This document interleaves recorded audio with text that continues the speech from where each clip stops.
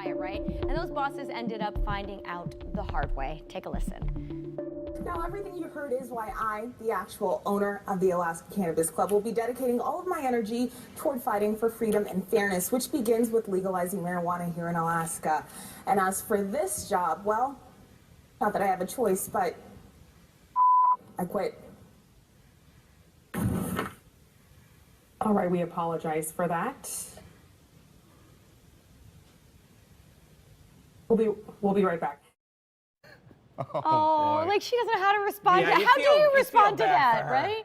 Welcome to The Watcher. So as you know, this is a new channel and we've already received an amazing amount of support. So as a thank you, we're going to be doing a giveaway of some $50 Amazon gift cards. All you have to do to enter is subscribe to the channel and then drop a comment down below letting me know that you've done so. All right, now that that's out of the way, let's get back to the video.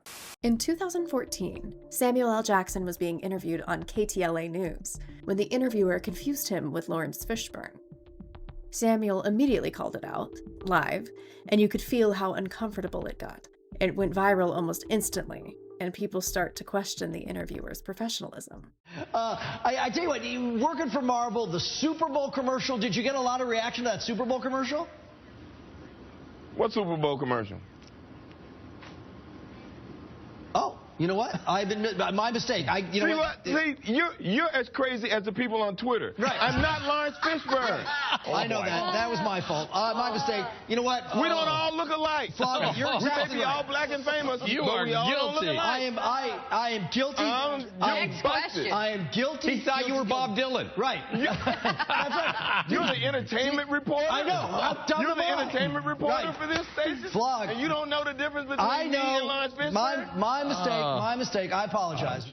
In 2013, AJ Clement was about to start his very first broadcast on KFYR TV. And right before going live, he didn't realize his mic was already on. He muttered the F-bomb and other curse words under his breath, and it went out live to viewers. He was fired the same day, making it one of the fastest career downfalls on live TV. High definition.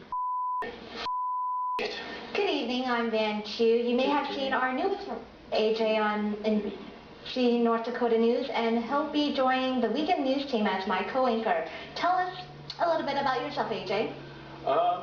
Thanks, Van. I'm very excited. I graduated from West Virginia University, and I'm used to, from being from the East Coast. Okay, well, welcome aboard, AJ. Thanks. Go for it.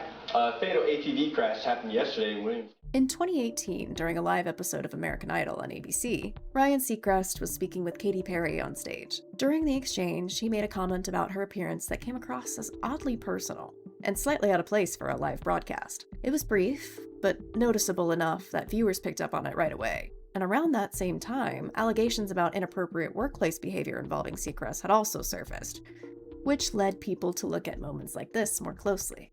We're on. Your mom's pretty. My mom? You are too, but you're not a mom. Yeah. Not yet. You want to talk about it? What? Is this real TV? Oh, this is it. Are we professionals? Yeah. Then there's an older clip from 2013, during a Grammys red carpet interview on E! While speaking with Katy Perry, Seacrest appears to repeatedly glance down at her chest mid-conversation. At the time, it didn't get much attention. But years later, especially after the 2018 allegations, clips like this resurfaced, and people started viewing them in a very different light. That does not happen. It was weird being nominated for the beginning of that role. It feels like the chapter's closed and I'm ready to start something. Tell us about that. I'm not going to try and think. I'm just going to try and stay true to myself. I always try and do. Well, it seems smash after smash after smash. What can you tell us about your dress this evening, Katy Perry? What can you tell us about your dress?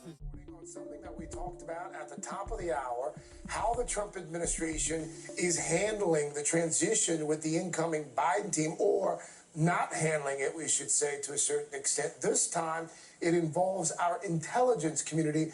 Ken, what have you learned, sir?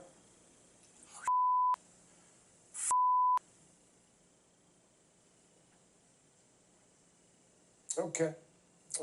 Think we lost Ken for a second. We'll try to get him back. Hello, good afternoon. Turning on the 6 p.m. local news, you don't expect to see this. Like I was telling you this morning, if you watched this morning, starting at 6 a.m., 7 a.m., I told you, you know what, today, what a beautiful day outside.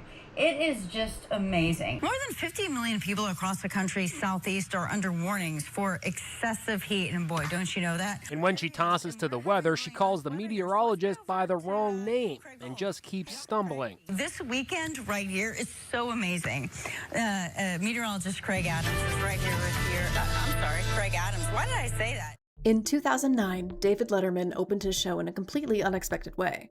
He admitted, live on air, to having relationships with staff members. The audience didn't even know how to react at first. It was serious, awkward, and completely different from his usual tone. Now, of course, we get to what was it? What was all the creepy stuff? The creepy stuff was that I have had sex with women who work for me on this show. Now, my response to that is, yes, I have. And would it be embarrassing if it were made public? Perhaps it would. Perhaps it would, especially for the women.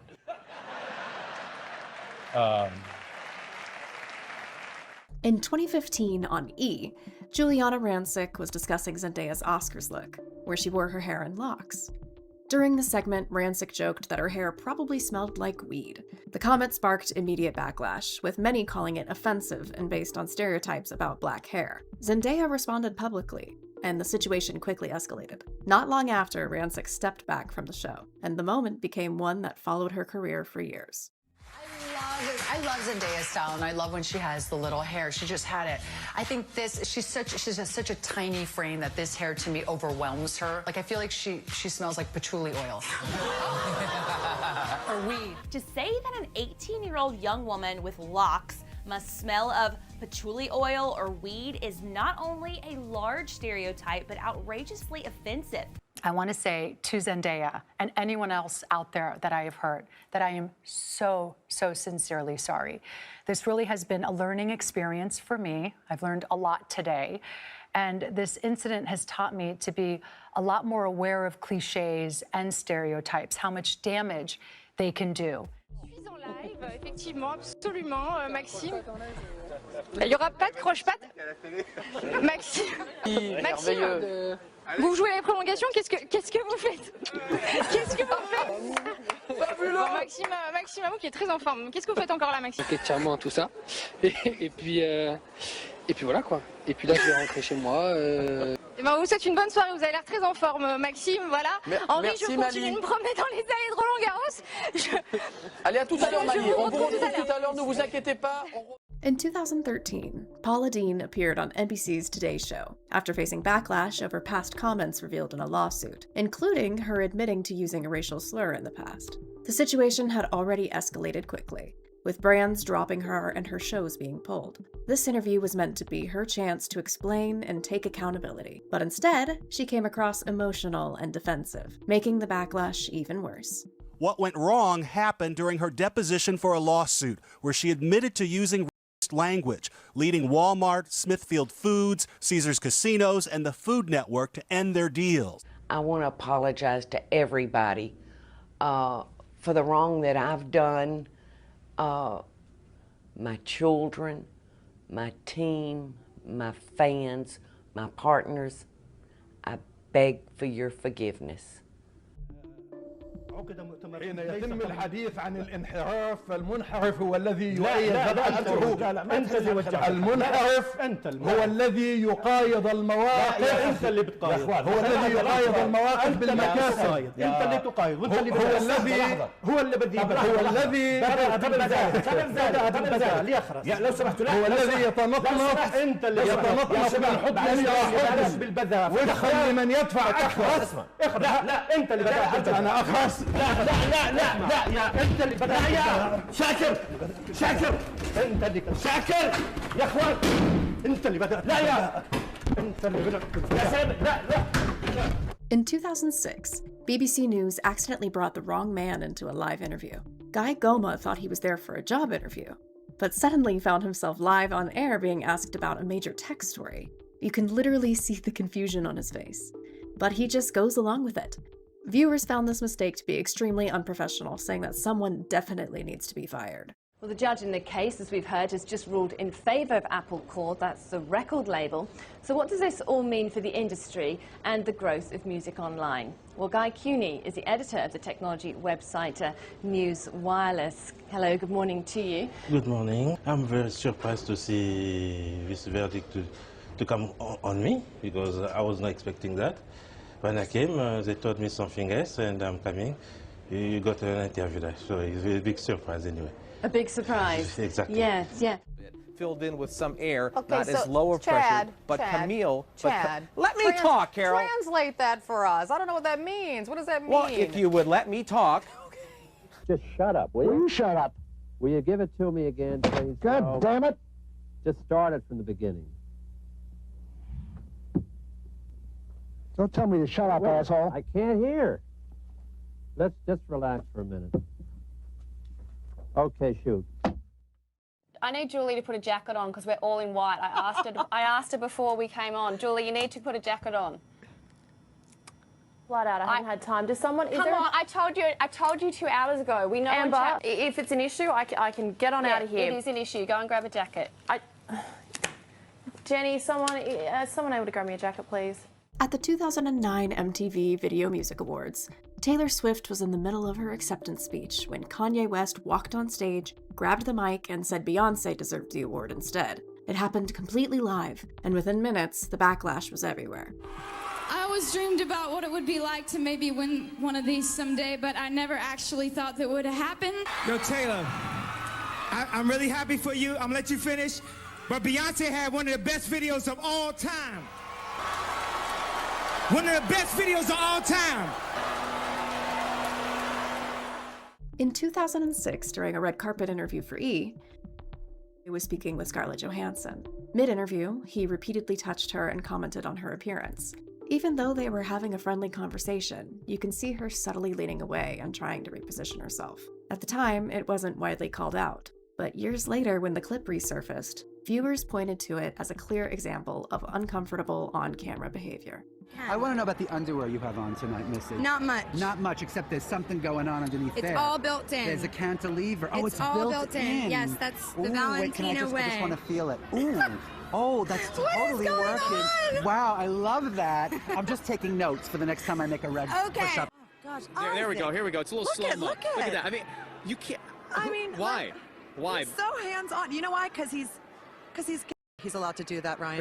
Because if straight men, for instance, if you did that, you'd get slapped. But in 2011, Nancy Grace reacted live to the verdict in a hugely publicized case involving a young child whose disappearance had been followed across the entire country for years.